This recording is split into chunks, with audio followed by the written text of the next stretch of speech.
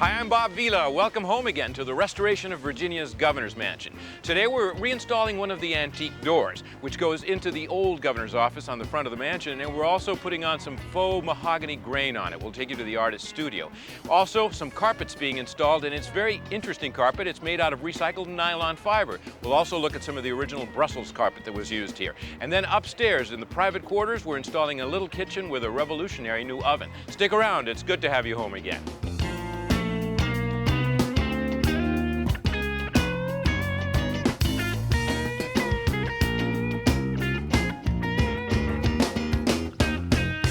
Sears presents Bob Vila's Home Again. Well, Josh and Jan, two of our young carpenters here, are bringing in one of the doors, which is really one of the original mansion doors, and it's just received a faux finish. And Josh, are these the original mansion door hinges, or do you think they're a little bit later? Well, I don't know if they're original. They're probably a bit later than the originals. Yeah, but they're nice, solid brass ball-bearing hinges. But these doors in the early 1800s probably were faux finished to look like flame mahogany, which is a very exotic wood, or was at the time. And then they got painted white over the years. But now a local artist has redone them, and I visited her last week. We're looking at Richmond's landmark theater, originally built as the Akka Temple for the Shriners. It seats over 3,600 people and has recently been totally restored. Much of the restoration of the paintwork has been done by a company from around here, but one of the members of the troupe is a woman who's doing some of the special painting at the governor's mansion. Elaine Haviland has a little studio way up there in the minaret. Let's go look at how she's going to faux grain our doors. Hi, Elaine. Hi. How are you? Oh, this is looking very good. Now, you're actually a decorative painter, which means you don't just do faux finishes, but... A lot of fine art projects and murals. And this door that you're doing is really the prototype for all the other doors at the mansion. Other painters will be doing that work. They'll be prepping it. And the door behind you is one of the doors that I guess it was a victim of an earlier decorating project at the mansion back in the 20s or the 30s. Yes, they took the paint off with a blowtorch, as you can see. So that scarred the door, and the first step is to sand all that smooth and fill it and re-square all the edges. And then prime it and base coat it to So this door on color. the right already has a coat of primer, and how many coats of base? Two. Two. And In oil. In oil. And you picked a color in this tan, for example, based on what? The base color for the wood grain that you want to show through. Exactly. So in this case, the mahogany is going to have that rich, reddish, tannish showing through a little bit. Right. Not much. Well, take us through the steps. What's the first thing you do once the base coat has been on there and has had a chance to dry? I'll show you a panel first. And what are you putting on? this is a glaze that's mixed tint straight from the tube in with a glazing liquid. Okay. And which is an alkyd glazing liquid, and linseed oil until I get the right consistency. And I have three colors. I'll just kind of brush them all in at once. Really, one right over the other, although they're wet? Just to get the right tone, because this color is burnt sienna, and then I have burnt umber. And you use the same brush. You don't have to be... Same brush. It's all going to get mixed together, kind of. Right. And then just a little bit of red to bring that mahogany tone in there. Okay, now to get these dark tones, which you would find in flame mahogany, you're putting in a darker glaze. I feather that into the wet ground. And then you have to step back, and that's the hardest part. Yeah, because if you look at this here, it's very realistic. If you look at antique mahogany furniture, very often they would match and bookend the veneers so that the pattern is running in this direction here, and then she's painting it over here in the opposite direction. That's a real fine point. Right, and also I stipple in between the hearts just to give it a little bit of that grainy pit marks that you find in the wood. And then that has to sit about 10 minutes. Now, do you think this is dried sufficiently to start doing the magic? It's still a little wet, but I can blend some of it in. I use a wet brush. The first thing I do is just kind of streak it, almost like you're doing a tortoise shell. You pull those colors. Now, after that sits for a minute, I take my magic brush, which is a badger blender. So these are badger bristles. Mm-hmm. Nice brush. And it's very soft, and it will lift the paint without scratching into the wet paint. I just lightly brush over it, and it starts separating the colors, and so that I don't end up scratching through, I have to go horizontal and then vertical and then diagonal, and there makes your grain. Now this is meant to be an inlay of holly, for example, a lighter wood within the mahogany.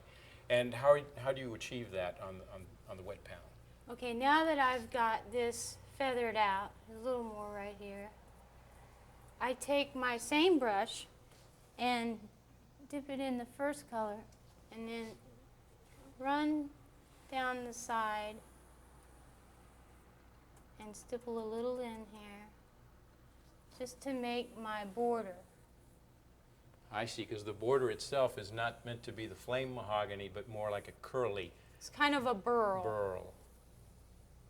And then I take my plastic produce bag, you can buy them in a roll, and Lift off some of the excess. it's a negative technique, because you're taking off instead of putting on. This is just breaking up the brush marks enough to lay in my inlay line. It's not the finished Right. effect. Then I take my stick and lay it across and pull through the wet glaze to make my inlay. There you go.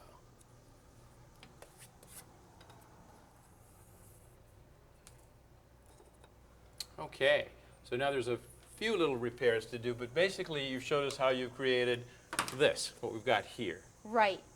And that's pretty authentic looking, but I know it's not done. What's the next step from here? After this, you overglaze it with a darker glaze. And these areas have already been overglazed.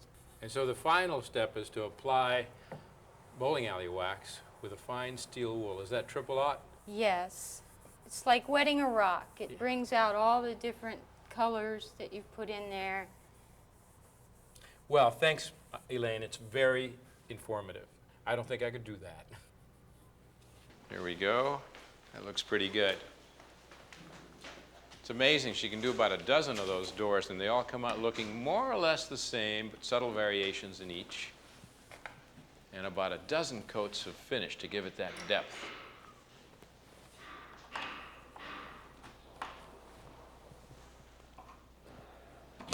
Very nice. Can we just move it a little bit? See how? Yeah, isn't that great? Nice job.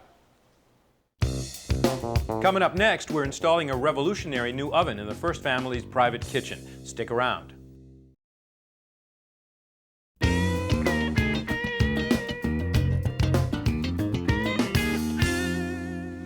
Okay, through the double doors, off the second floor landing, we have the First family's private quarters. And this corridor leads in two directions.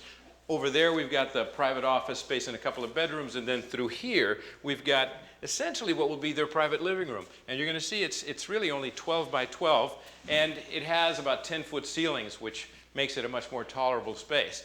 So, although there won't be any rooms downstairs where the First kids can watch TV, this is the TV room here and the library and so forth. And then through the next area, there's a key hall that leads to the master bedroom, as well as here's the elevator in the new addition. So we're in the new addition. And isn't this a nice faux paint job that the artist put on this flat steel door? It really does look three-dimensional. And in here we've got a kitchen. Although there's a fabulous executive kitchen down in the basement, still the First family needs to be able to cook a hamburger or a breakfast or whatever. And this little space in the corner is just barely 10 by 10. And we've just got kind of, you know, home center bought cabinets that are being put in. And over here we have a different kind of oven being installed, and Todd Graves from GE is here to explain it to us. Hi, Bob. How are you, Todd? This is essentially cooking with light, right? That's right. That's right. We use high-powered halogen light to cook oven-quality foods in an average of a fourth the time. What we've got here is a configuration that fits above the normal cooktop in the kitchen. And as you can see here, we've got it vented to take your cooktop smoke and grease and vent it up and out of the kitchen through the ductwork here. Right, and it just mounts on that back plate, right? That's right. Okay. And Howard and Mention here are going to install it, and you're going to see how easy it is to install. This is a standard 30-inch wide installation. Well, I remember they used to make microwave ovens that were a combination. There we go. Is it clear? There we go. There were a combination exhaust hood and microwave. That's right. And this is designed to replace that exactly.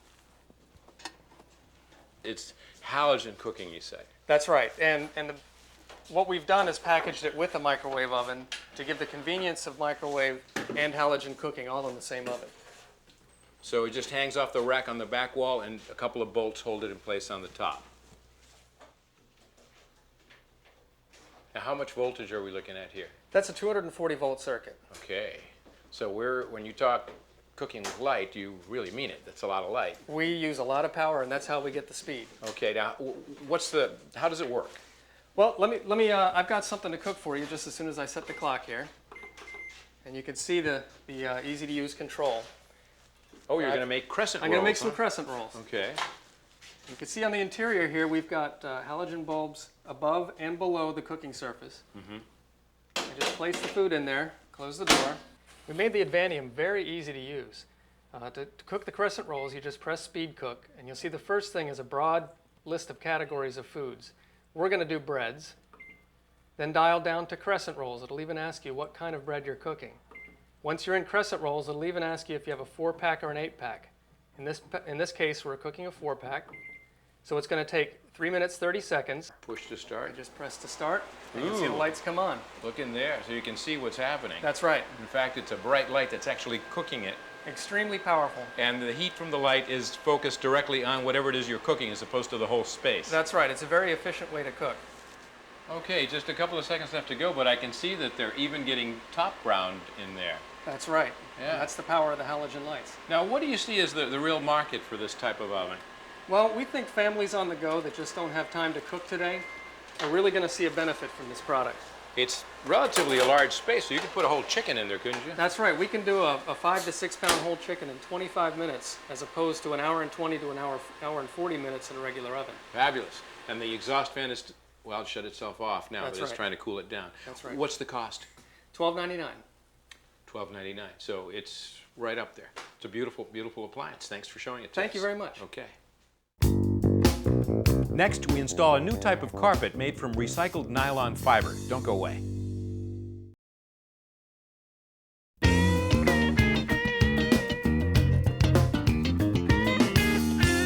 And then off the kitchen, the vestibule, the entrance to the master bedroom, a little bit of closet space. The room itself is 5-sided, which is odd, which is one of the reasons the carpets that go down on the floors here are bound and they're not installed wall to wall. But it's a nice room with nice detailing, especially the color choice, the cream and the white trim. Chair rail adds a nice, elegant touch. And joining us now, Heather Sheehan and Scott Lintz from Allied Signal, which makes the fiber for the carpet, right? That's right. Okay.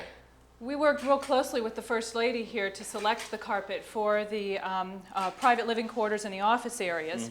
And she had a couple of key points that she wanted to make about the selection. One was that she wanted very high quality carpet. Nice deep pile, yeah. Right, excellent carpet. The other thing that was important to her was the environmental aspects of the carpet. She wanted it to be environmentally friendly. So a couple of things that we did with her in working on that is looked at how it would affect the air quality. So we selected an ANSO nylon carpet to ensure that there wouldn't be any impact on the air quality for the people living here. There's absolutely no outgassing or any danger of that with ANSO. None at all, and especially with an area rug, there's no issue about any chemicals being used in the installation process. It's not being glued down or tacked down, and the pad is not a synthetic pad, so you don't have to worry about any kind of allergic reactions. That's absolutely correct.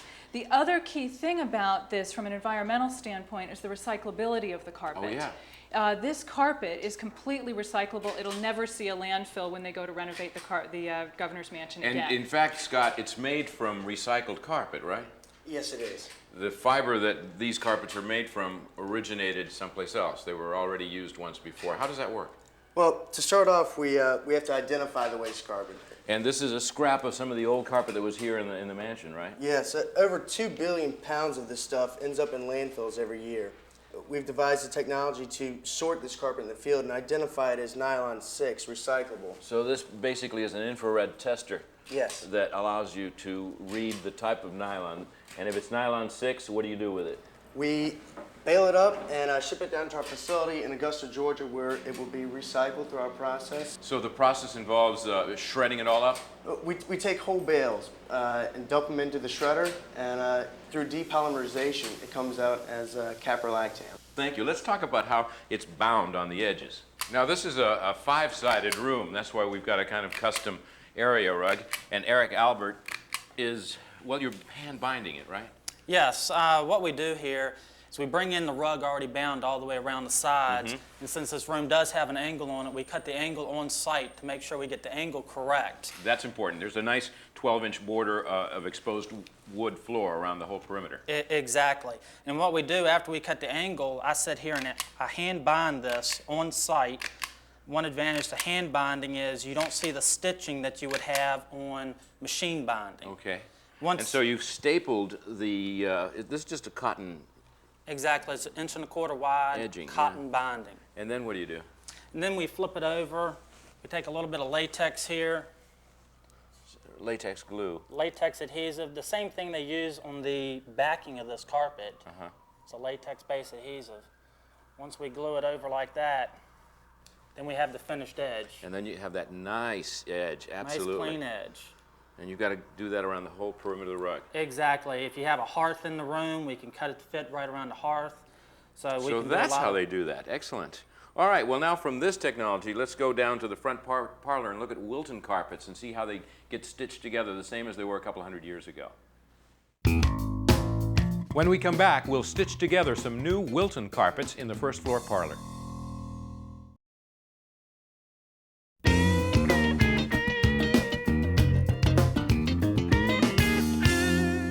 Early carpets were made in Brussels, and they called them low-level loops. That's still the terms used today, and this is before they started cutting them to get plush pile. And of course, they had small looms, and that's why they're only 2/3 of a yard. Peter Mead is an Englishman who's been over here for 25 years. 25 years, and this is his trade. Now, Peter, we just saw you basically bend them back, and you've already marked off the... I've marked off the pattern where I want to sew the carpets together. And I'm going to come down to 3 points, and I put a lock-in stitch in, basically, just so And it's that a little bit like, this always reminds me of sailmakers and stuff, because the types of needles and I guess watching a man sew goods like this is so reminiscent of sails. What kind of thread is it that you have to use? This is a waxed linen thread made in Alabama. And these are Wilton carpets made in England. Exactly. And of course, any place that they're doing a high-style house from the early 1800s here in America, you're apt to find fancy patterned Wilton carpets like this. Exactly. And then? And then I sew the carpet together with about 1/4 inch stitch, made a little bit less. What kind of a stitch is that? That's the basic stitch, Just right? the basic stitch, over and over. And you just keep going until you reach the other. You just keep rolling along. Okay, well, thanks, Peter. We're running short of time. Come home again next time. We're going to be showing you how the fancy curtains are made for the ballroom here at the mansion. Also, we're going to Colonial Williamsburg to visit with some gentlemen who are 18th century cabinet makers. Till then, I'm Bob Vila. It's good to have you home again. For lots of information and resources for your home improvement project, check out my website at bobvila.com.